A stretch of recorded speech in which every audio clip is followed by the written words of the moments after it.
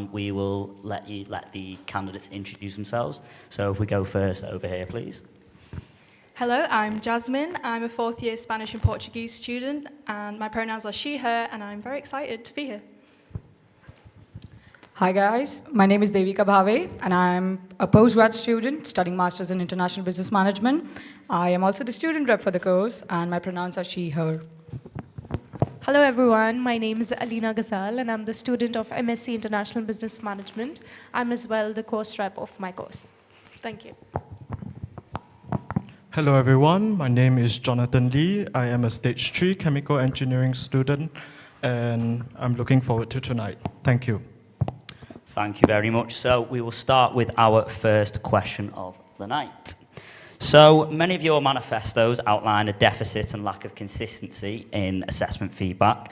Please could you tell us why this is and what could be done better? So if we start with John, please. All right, thank you. So the reason why I included assessment feedback as one of the key points in my manifesto, firstly, I believe in the continuity of work. The education officer for this year have worked quite tirelessly on assessment feedback. I think it's important to continue that.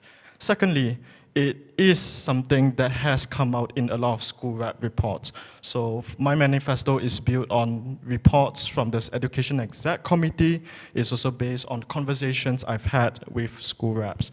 And it all boils down to a very simple example. For example, you get back your assessment feedback. Your feedback only has 3 lines, 3 sentences. And then you look at your friends and they have maybe a whole paragraph. You would feel very uncomfortable whether are you getting the best that you can? Are you getting enough feedback to improve your work? And so that is why in my manifesto I outline one step is to ensure there is a standardization on how feedback is being delivered. If we say the minimum is 3 lines, then let it be 3 lines. Let us ensure that every student feels secure in the amount of feedback they've received. Secondly, I believe in giving students the avenue to appeal for better feedback if they are unsatisfied with the initial one they received. I believe that if the university has promised a good education to everyone, that also allows students to ask for the best that they could ever get. So this is what I have in regards to improving the assessment feedback. Thank you. Thank you, John. Alina, next, please. Yes. So assessment feedback is one of the most important things because everybody is writing an exam to receive a result, right? So having a correct feedback will help us to improve our results, help us to improve our learnings, and to better understand the course. So I really hope to help students and speak to the academic leaders and teachers and professors in person, or create some sort of discussion, a place to discuss these points. As I am a course rep of International Business Management, MSc, I certainly do this thing. I have one-on-one conversation with the professors, DPDs, to help improve the course modules or any changes that are required. So I think I'll be also focusing on assessment feedbacks, which is important and which I have already covered in my course and want to further help other course people. Yeah, that's it. Thank you. Thank you, Alina. And we'll move on to Devika, please.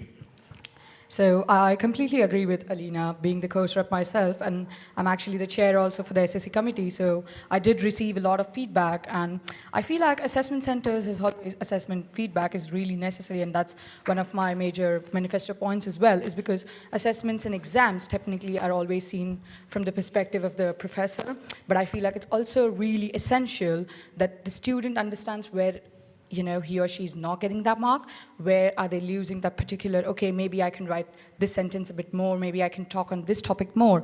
And I feel like feedbacks are really generic these days, and I understand that it's not possible to give like an individual feedback to every single student, but then assessment feedbacks from the student itself who has taken the efforts to take that assessment, to take that exam is equally really, really important, which is why I will make sure I've received a lot of complaints so far as well. But then I make sure that, yes, these feedbacks are also communicated well with the professors and made sure that things are being done the way that the students are expecting it to be. Thank you. Thank you, Davika. And now, lastly, Jasmine. Yeah, so especially in the School of Modern Languages, students are very much encouraged to ask for more in-depth feedback if they feel like they need it. And as you said, John, that's something that would really need standardizing for it to be really effective for everybody. But my manifesto point is more about assessment, the assessment process and assessment preparation. And I think one way that this also can tie in with feedback is there is one law module in particular, for example, which they have a question posted on Canvas every week, and that is an example paragraph in an essay, for example, and they are invited to post their own paragraph every week, and the teacher gives feedback for each paragraph throughout the year, which is such useful feedback for everybody and gradually prepares them for an assessment. So they're getting feedback continuously throughout the year, which is so helpful and reduces a lot of stress when it comes to exam season. So I think this is a practice that can also be implemented and standardized, like you said, John. Thank you. Thank you, Jasmine. So we'll move on to our second question of Candidate Spotlight. So this is for Davika, but we will allow the other candidates to comment as well. So Davika, what makes you most suitable for this position then? First of all, I would like to say thank you to the student who actually put this question. I would say I have been doing this for a long time, so now I'm a postgraduate student, but then when I was doing my undergrad, I was the head of the committee for the students' feedback rather, and I've been doing this for a long time, so I know that this is the procedure, this is to be done, like this is why it's important that students also feel heard. I have done this before. I'm currently doing it in my postgrad program as well, and I feel like this is one of the major responsibilities of the education officer is to make sure that every single student who has taken the efforts to be in this course, who has taken the efforts to, be here in this university, I feel like their voice needs to be heard, and whatever, problems they are facing, their academic journey needs to be as brilliant as possible.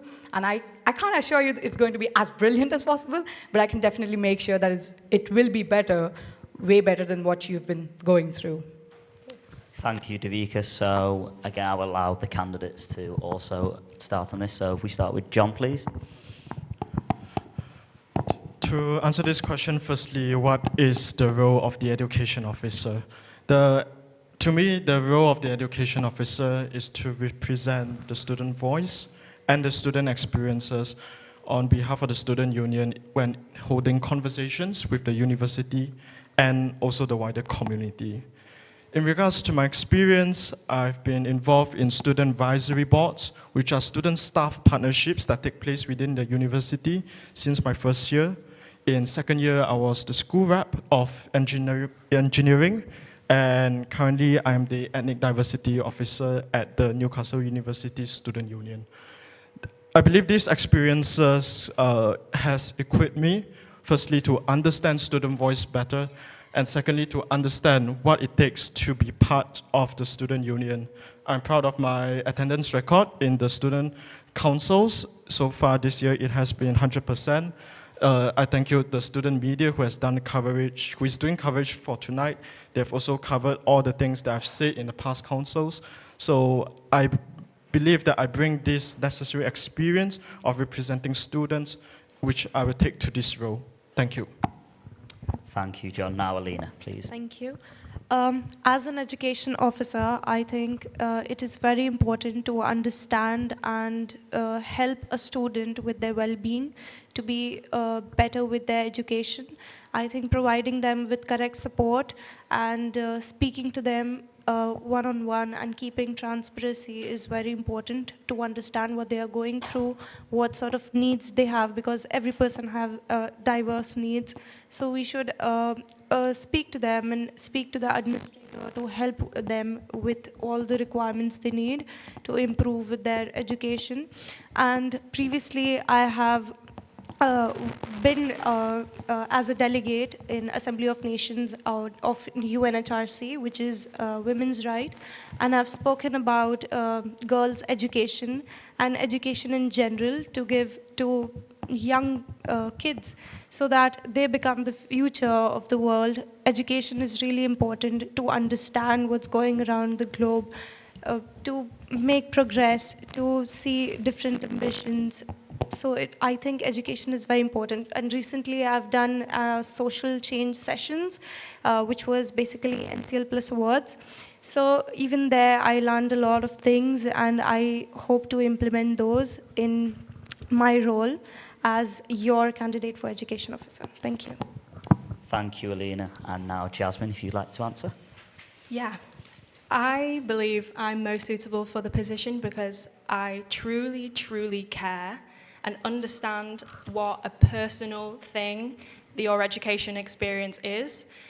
From being a student representative for Portuguese and a digital representative for the School of Modern Languages, I've had an insight as to what needs fixing for undergrads and how technology can evolve with the university and what can be done to bring these things together to create an education environment that is best for everybody and involving with everybody. And like Alina, like what you said, every student is different, every cohort is different as well. And I think as education officer, I would push for each cohort to be listened to each year so that every year we have a cohort of students that is confident in the education they're receiving in terms of assessment feedback, like we've mentioned, in terms of the way that technology is being used, amongst many other things. I think that is why I would be best suited for the role. Thank you. Thank you, Jasmine. So we'll move on to our third question of the evening. So how will you uphold equality, diversity and inclusion within the role as education officer? So if we start with Alina, then John, then we'll go to Davika and then Jasmine. All right, thank you for the question. For equality, I think Newcastle is known for its diversity. There are students coming from around the world. There are so many cultures, so many languages, and everybody has different needs and is unique with special qualities in them. And I think everybody needs special support and given a proper chance. The university has a lot of departments, the welfare team, and even I would say give it a go, that helps students go for different sort of activities if they are alone, if they don't have any friends in the country. So I would like to improve on those things even more and make my special additions to those. I've also done volunteering and taught children in the university, which was regarding refugee children, I believe. So through all those things, I think everybody has a right for education, and I'm here to provide that help that you need. I want to be the voice of whatever changes you need, whatever support you want, either with your academics, either with financials, because of course I understand there are so many difficulties and barriers right now that's happening after COVID. There were many financial, housing, so many crises. People are unable to pay their rents, and these are causing so much of stress in a student. They're unable to focus on their assignments, they're unable to meet deadlines. So I would also want to make PEC easier for everyone, because, and also so many people do not know about PEC. So many people do not know when to apply, how to apply. So I also even want to make proper workshops and events every month or weekly, so that everybody gets the knowledge that these things exist, these resources are there, they have the help. And there are so many activities and workshops that happens along with the classes that just collapse, and people are like, what should I attend? So I even want to focus on that and make sure everybody gets a chance to attend what they really want to along with their classes. They do not have to miss their classes, and be their best, be what they want to be, why they're here, why they have spent so much and have come leaving their families from so far, And I really want to help everyone with their education, academics, or even if their personal needs, they have any, they want to speak to someone, they want some support, some help, because just speaking to someone really helps, and I want to be that. Thank you. Thank you, Alina. So, John, next, please. Thank you. Firstly, let me speak of my, I wouldn't say track record, what I have done in the past in regards to EDI within the university. So in my first year, I was involved in a student advisory board that looked into reducing the awarding gap between black and white home engineering students. Of course, currently I'm in the ethnic diversity officer role, and I'm also involved in the access and participation plan student staff meetings where we write the university's APP plan. So in regards to EDI, I would say that I have a fair knowledge of what the university is doing, and also the students' union. In regards to my manifesto, when it comes to upholding equality, diversity, and inclusion, we do have a 4-part plan. So the firstly is to continue the decolonization work that has already been going on. And my main 2 focuses would be firstly to include authors from other ethnicities into reading lists. I believe that is very important. And secondly is to increase the representation of staffs within the school. Secondly, it would be to empower the EDI reps. I think I would just throw a general question out here. I don't think many of you know that your school have EDI reps. So it's just trying to bring all these hidden representatives to the forefront, giving them the proper training, giving them the proper spotlight so they can carry out their role to the fullest. Thirdly, it would actually to create an international buddy system that has already been in the works, and as an international student myself, this is something I feel that is very important and something that we can work towards to increase the sense of belonging. And last but not least is more on the equality and the inclusion part. I will make sure to work on ensuring there is consistent student support plan when students apply for it. As mentioned by some of the other candidates here, every student has different needs. And this is especially true for disabled students. Some disabilities are hidden, some disabilities are more pronounced. So how schools are catering towards these different disabilities is quite different at the moment. For example, if you go to some schools, it's probably better in terms of the building, there's accessible doors, there's ramps. When you go to some others, that's not the case. So it's just trying to look at the university, how do we ensure there is consistency, ensure how we cater to them is standardized. This is my 4-part plan in regards to EDI. Thank you. Thank you, John, and we'll move on to Devika, please. Thank you. I think diversity is something that we can all just see around the campus. If I'm not wrong, it's technically 60 to 65% of the crowd is international students. And being an international student myself, I do know what every single person goes through, the scare of leaving everything behind and, just starting a new life in a new country you don't even know, being thousands of miles away from family. I know it may sound, well, it's not so much, but it is. And now that I've spent half a year here approximately, I do know that it can get scary, but you should always know that since I'm the EDI rep as well, I constantly get, feedback from students saying that, okay, we're not feeling really included, we're still feeling, maybe we are feeling a bit left out. So I make sure that all of these voices are being heard. It's being put up with the welfare community, it's being put up with the necessary board that needs to, take responsibility for it. I think one of the major focuses of the Students' Union this year has also been the cost of living. Like Anila mentioned, that it can get a little scary, especially if you're, not really planned out your finances. But then I think it's really important that you know that there are support outside, and if you go for it, if you ask for it, there will be more support. I think equality and inclusion is something that every person deserves and every person has the right to.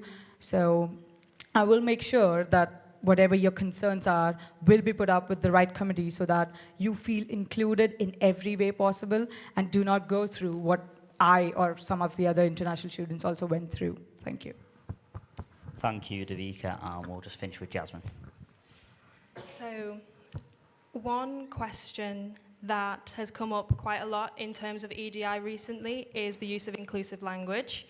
And I believe this is something that should be given a lot of attention across all schools, such as the Inclusive Language Project that's just been started in the School of Modern Languages. I think this is a really important step in improving EDI across the university, and I think comprehensive EDI training, not only for the EDI reps like you've mentioned, John, but for all teaching staff, so everybody has a good comprehensive knowledge of how we need to be treating each other, how we need to be making each other feel included, like you said, Davika. It's so important. And with diversity and inclusion, I have seen in some areas of the university that not all buildings are very accessible at the moment. There have been the orange scooters blocking some entrances to the business school, for example, which we really need to take a look at and make sure that the entire university is accessible to anyone who needs it, whether it's students with disabilities or otherwise. So, yeah. Thank you, Jasmine. So we'll go on to question number 4.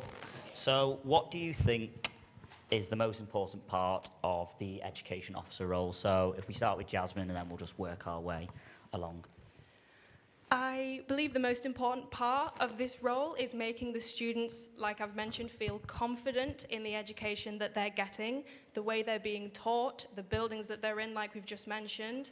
Everything that is included in your education experience, students need to have confidence in it, otherwise what are they paying for? You know, it's just so important to be that voice, like you've said, to be the voice for the students, for them to channel their needs into us, and for us to be able to really communicate those, relay those to the appropriate staff and committees, to be able to initiate real changes that the students need. Thank you, Jasmine. Davika next, please. I completely agree with Jasmine. I mean, one of the important roles of this position is to make sure that, you know, every student feels heard.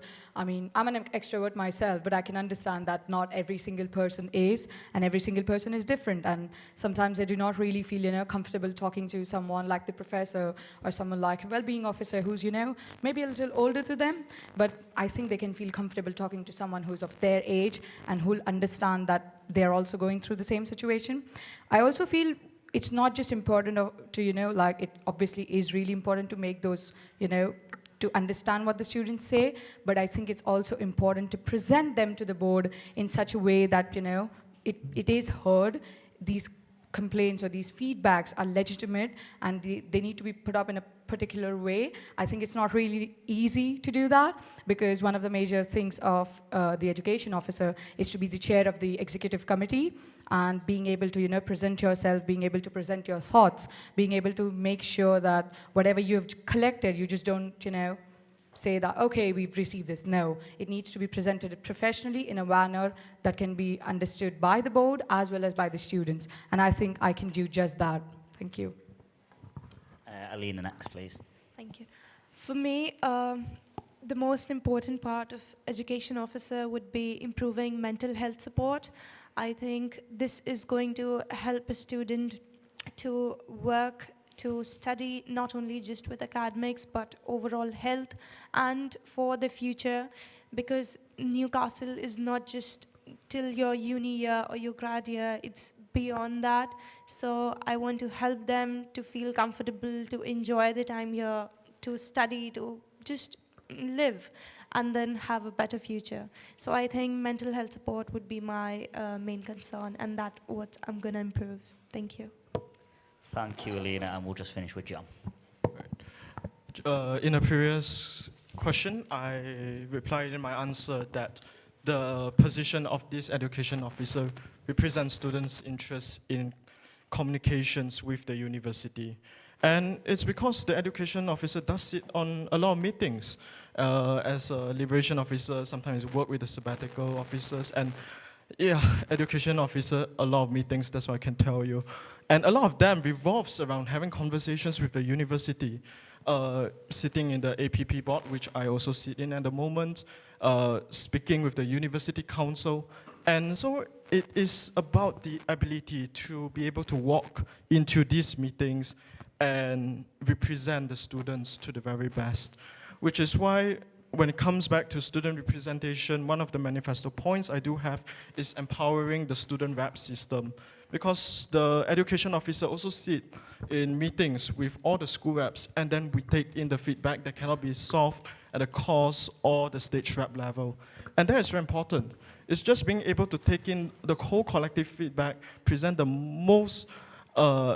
most effective way to the university, and then try to just make education in Newcastle a better experience for everyone. Thank you. Thank you, John. So we'll just open the floor just to a couple of questions. So if anyone in the audience, just one question, sorry. If anyone in the audience does have a question they would like to raise, and now is the time. Okay, so we can move on to our debate point. So student voice and the student rep system play a key role in democracy within the union. How would you promote to students to get involved in the democratic process? So if we start with Jasmine, and then John, and then if we go Davika, and then Alina. Okay. Okay. Well, being a student rep myself, I've seen how impactful those meetings can be in terms of initiating changes and raising true concerns within each school.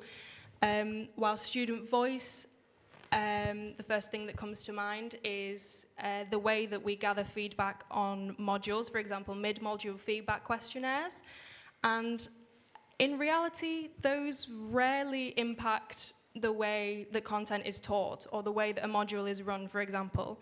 I believe that this does need to be improved in a way that is more engaging, such as a professor taking 20 minutes of a seminar or a lecture to connect with their students and ask, what do you need? What can you get from me? To make the most of the time that they have together, that contact time.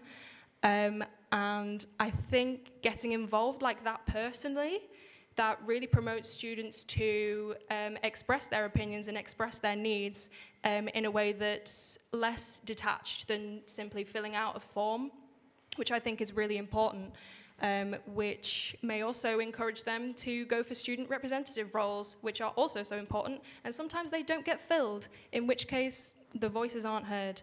And from someone who has had to gather a lot of feedback in terms of the module that I represent this year, I've seen just how important it is for someone to be that figurehead and to bring those questions to the SSC and make them heard. And that's just kind of a scaled down version of what we want to do for the rest of the students, is to make their voices heard. Thank you, Jasmine. So Davika, if you want to make a point. I think a lot of students, what they really go through is that if I give a feedback to a certain professor, the kind of thing that goes on in their head is like, okay, they may take it personally, they may pinpoint me, or they may feel like, okay, this is the one person that, gave me like a negative feedback. And I feel like that is one of the major reasons that even though a student goes through a lot of things, they do not quite feel comfortable sharing it with their professors, just because they do not want to be in that limelight, or they do not want to be in the center of attention. And I feel like as an education officer, it is one of the major things to be kind of like this link between the students and the professor, so that every single student knows that, okay, if you have a concern, you can come and tell it to me, and I will make sure that, it is heard and it is provided in the right direction. It is okay for you to have a negative feedback about a certain topic, but it does not mean that you do not give a wrong feedback. I mean, for example, for the course that me and Alina are in, there are approximately 150 plus students. So it's not necessary that every single student would get a feedback from the professor necessarily. But then I will make sure that I will promote it, that it's okay to feel that way, that to feel not comfortable with the feedback that you've received. And I will make sure that I will present it in a way wherein, even though it's a negative feedback, you do not get directly affected by it. The same is for our course as well. There are a lot of student rep positions which are still not taken, but it's the fear that the student goes through, like, okay, I'm going to be in the spotlight, I'm going to be there, and the professor is going to keep an eye on me. But it's really not that, honestly, and I've been doing this for like 5 months now, and I've been nothing but really happy about being a student rep. So I would say that even though you feel that nervousness, do not be, it is going to be okay. I so agree with you. Students are so scared and they get nervous when it comes to speaking what they want to speak. And majority of the times they don't even know who to go to when they have any issues or problems. I think then the reps come in the place. We actually get to speak to students.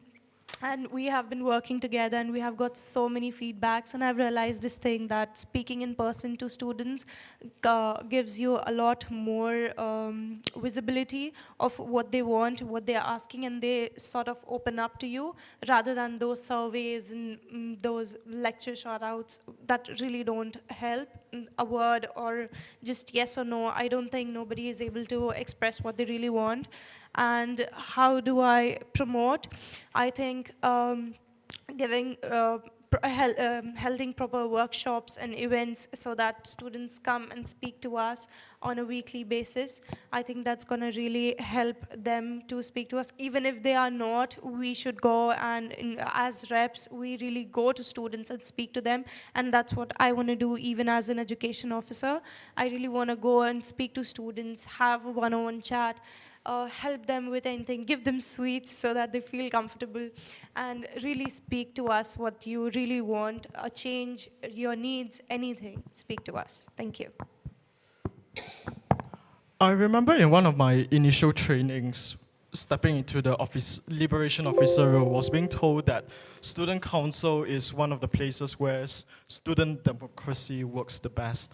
And I can see why that is true, because in student council, what happens is there is the State of the Union report where, for example, if the education officer has done some meetings and then there's some points that were taken up or some actions that has been done by the education officer, you would report in a way during student council. And secondly is, for example, the most iconic frog pond, I guess. Has anyone heard of the frog pond? Probably some here. But so is, for example, students can go in there and take up what concerns them, which is why the student rep system is so important. In my manifesto, I also outline empowering the student rep system. Why is that? You would only take part in the democratic process if you see it work. And the key point here is to make the student rep system work first. So the first thing I've outlined when it comes to empowering student reps is to provide awareness to them. A lot of the school reps come in and say, the students do not know me, and I find it so hard to reach out to students. So having those conversations with them made me realize that it's very important to give them the due spotlight on social media and through physical means that is needed. Secondly is training. At the moment, for example, like stage reps and sometimes the class reps, they do not necessarily receive training, and we need to fix that. We need to give them the training first so they are equipped with the proper skills to collect your feedback, bring it one level after one level, and eventually it does reach the education officer position. And something I also outlined previously is we need to standardize how it works across all the schools, because at the moment it is not the same. For example, School of Modern Languages, it works differently from engineering. And the value in making sure that all this rep system is standardized, so there is proper flow in terms of how student feedback is being channeled. Can it be solved at the lowest level? No. Let's go one level higher. And slowly we reach to the point where, as education officer, you can bring it into conversations with the university. And one more thing that I'm quite passionate about is getting the reps role paid. Why do I believe in that? It promotes accountability. You know, when you are paying a student to be your representative, we are saying that, for example, you have to provide reports, submit them. If the reports are not submitted, we can always try and find a better rep. That is the value of getting it paid. It encourages accountability, and it also encourages responsibility on the representative's part. That is what my manifesto has in regards to empowering student voices and in the way the rep system. Thank you. So this is an opportunity for candidates to highlight any further points they would like to make around the debate topic. So if anyone does have any additional points, they are able to speak up. Go on, Davika, yes?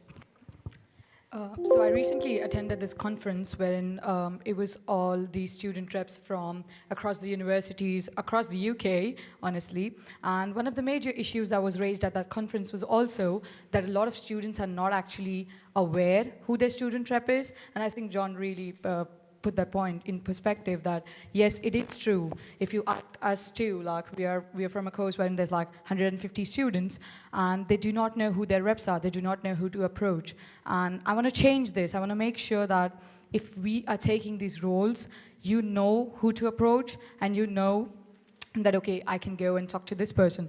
Okay, if I do not feel comfortable talking to her, I can go and talk to the other rep. But then I want to make sure that these reps are also the students are also aware of these reps so that if you do have concerns, you can come and talk to us.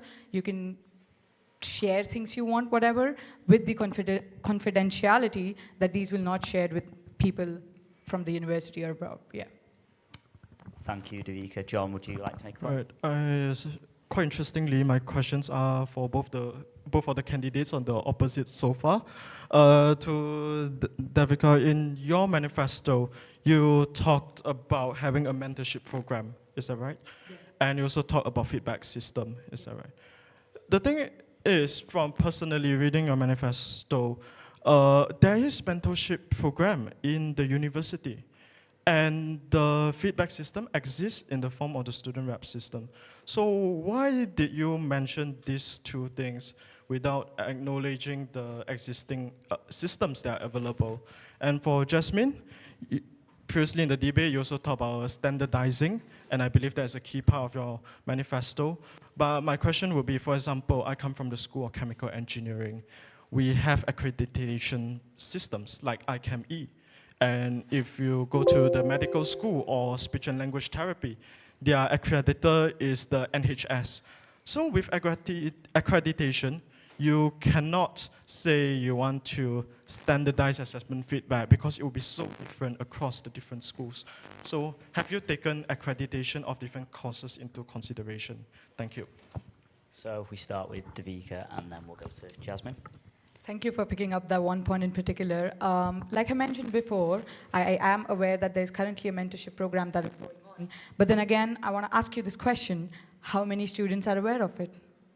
I don't think there's even 10% of the crowd that is. And one of my major goals is to make sure that it's not just, students are not aware of it, but to make sure that students know what are the benefits out of it. Students know that, okay, if I have certain issues, I have this mentorship program I can attend.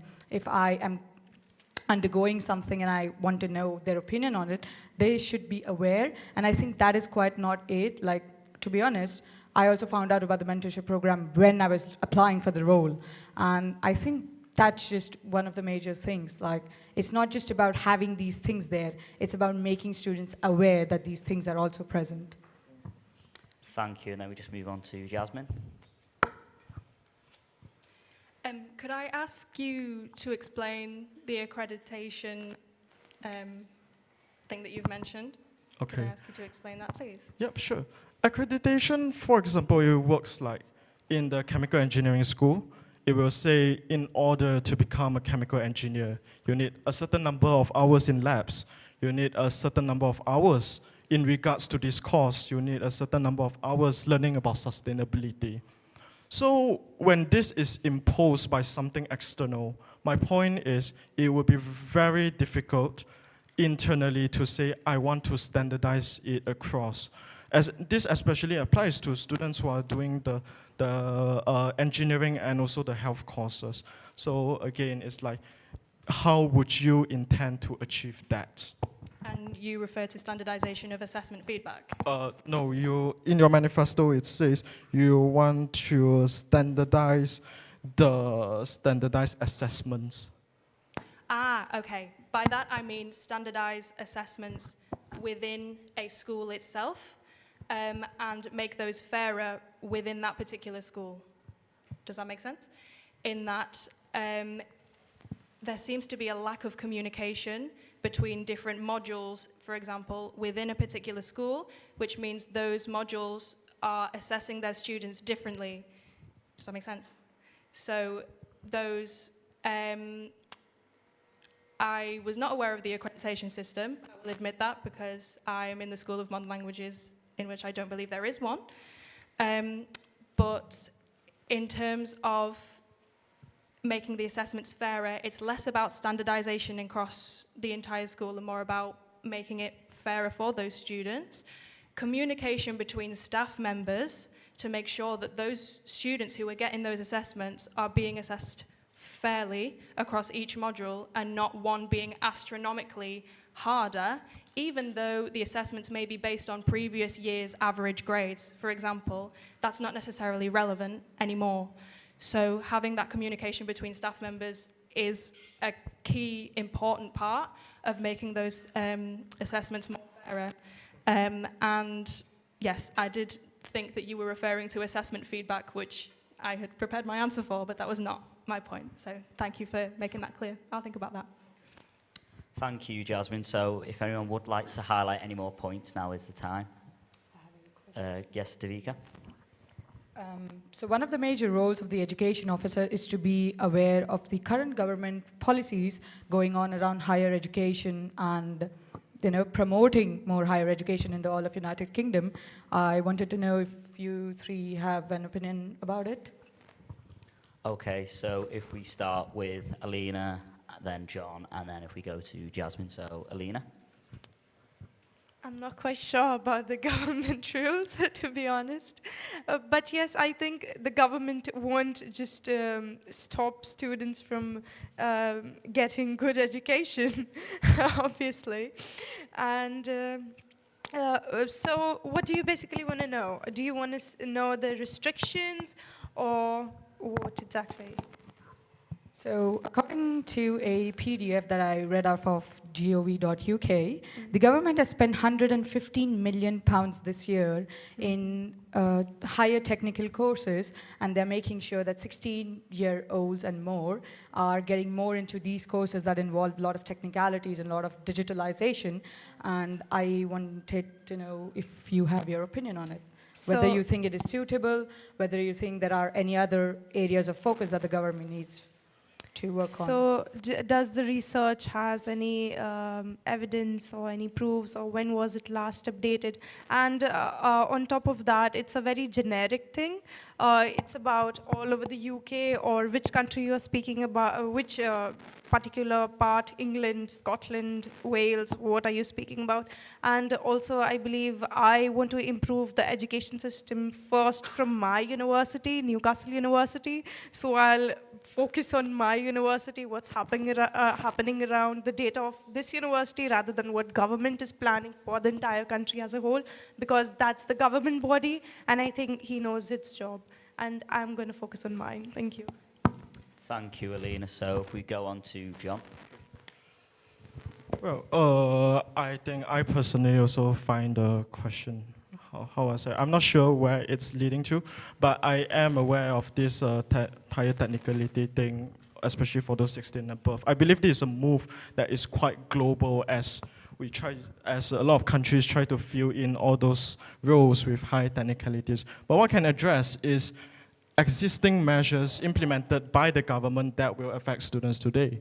For example, the new immigration laws, especially for students, that is one thing that's going to affect many international students.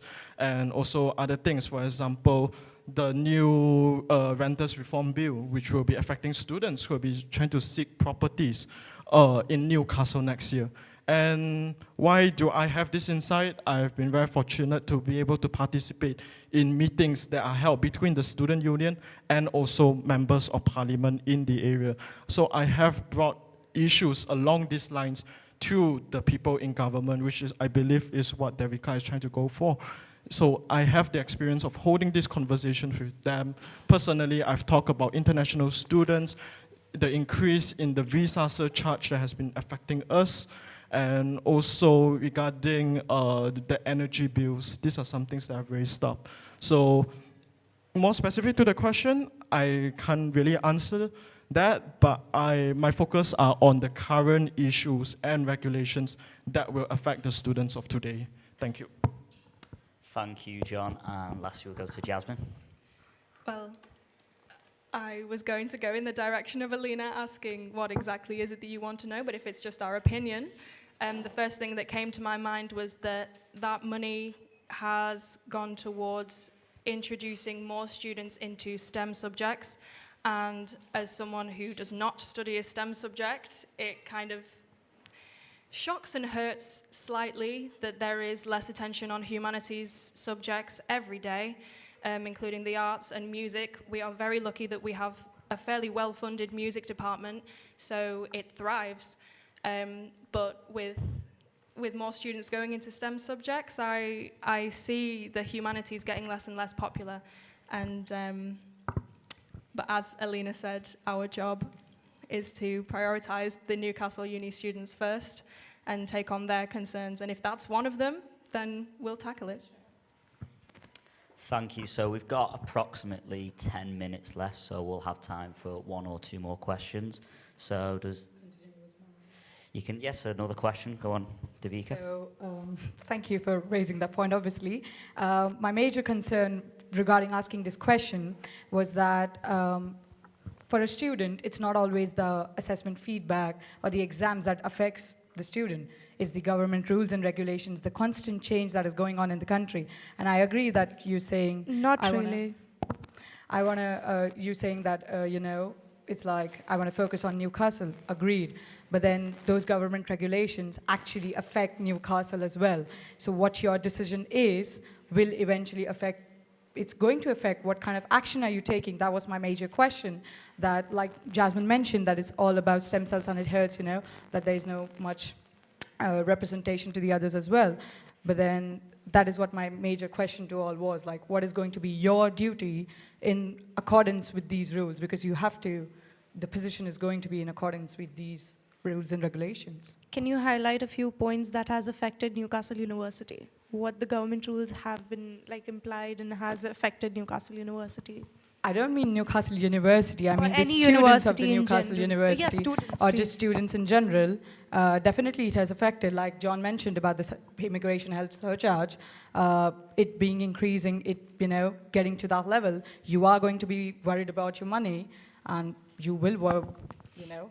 It is affecting a student. It's not necessarily always that there's assessments and exams that it does. But don't you think there are a lot of scholarships? As you said, the government is funding, so there are a lot of scholarships, and not just for STEM, but many other categories, and not just government sponsorship, but the university is providing scholarships. As I received one, you must have received one, the international ones that the Indians do receive. So there are many, and I think that's helping. And also, I do not agree with the little part with Lee that the visa will be a problem. The visa thing, it's just after post-study work visa, I would say, which is getting a little tricky. But the government has put no restrictions with you studying here for a year or two with your academics. There's no restriction. But post-work, yeah, there are restrictions. And I think we, as an education officer, we are focusing on their studies and how they are working with their academics and their life in the city, in our university, Newcastle University. One of your major points was about well-being and support. Don't you think what affects the student comes under well-being and support? So for the well-being and support, we are here to provide them excellent support with what they can do in the future, to providing suggestions with the companies, with their field, why to let them go and struggle later onwards when they finish their grad year and then search for a job, then tensed about the visa, how to get one, rather than we can help them see opportunities within the university, within the career service. There are so many jobs, sponsored jobs. So I think we should help them by focusing on these and highlighting these jobs and opportunities and show them, display them, these things are there. Please come and see, have a look before you get into trouble. So I think this is what a job is, to help them before. So if I just interrupt, I think we're going down a bit of a cul-de-sac here. So if we've got any other opinions or questions to ask, I think now is the time, as we only have about 5 minutes left. So does anybody have anything else? Any questions, anyone? Go Yes, ahead. please. So basically, as all four of you might be our education officers, what would you do to help people that are impacted by the genocide in Gaza? And what are all of your stances? And what would you do if it's still going on when any of you are potentially in office? What support would you be giving for students impacted by this? So we do have about 5 minutes left, so if we can keep the answers fairly brief, we'll just go Jasmine and then we'll work our way down. So Jasmine first, please. Okay. Obviously, there will be a great number of students that have been affected by what's going on in Gaza at the moment, and I would really like to encourage them to make the most of the student wellbeing support plans that we already have in place, and if possible, make more room to prioritize them at the moment, because they may not have many other channels to speak about it and speak about what they need to say. And I think the wellbeing support that we have at Newcastle University is fairly solid. And I would really, really encourage everybody to please speak to somebody if you are struggling to do with the genocide in Gaza. Please do. Thank you, Jasmine. Now, Davika. I think we as education officers would not be able to quite get there, but I would definitely try. So one of the major duties is also helping out students with, assessment designs, making them aware of PEGs, making sure that they are happy with the teaching practices. And I will make sure that the students who do approach the university and who do approach the health and well-being committees, I will make sure that, students feel heard, and I'll make sure that they get these extra, I would say.